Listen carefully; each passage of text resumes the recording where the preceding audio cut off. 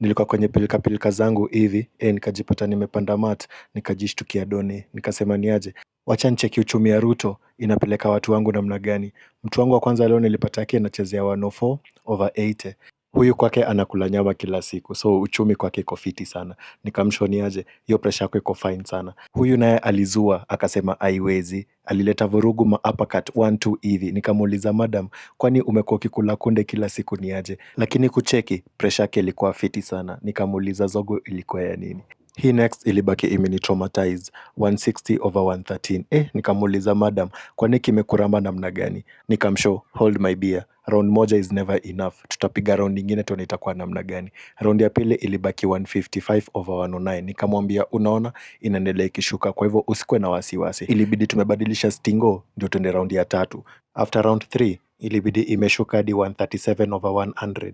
Nikamwambia hii sasa itabidi unywe maji mingi sana na ucheck on your diet. Huyu nilijaribu kumsuka, nikamsuka ma 1-2 hivi, mistari zangu haziumangi nje, akaingia box. Akanipea history yake kidogo, amekuwa akibattle blood pressure, lakini kuchungulia 148 over 110. Lakini maguys, sikuwagi msee wa round moja, ikabidi tumepiga round 2. Kuchungulia 148 over 103. Nilibaki nimempiga ma-advice.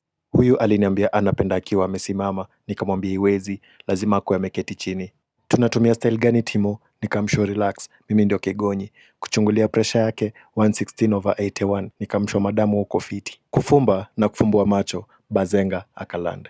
Bibi ni 8, watoto ni 6, 3 wako university. Nikamwambia bro, wewe unakaa pressure yako inaenda kukumaliza. Hebu acha tuchungulie tuone itakuwa namna gani. Lakini sasa juu ni Bazenga, hatupigi maraundi. Ilibidi tumerudia tena.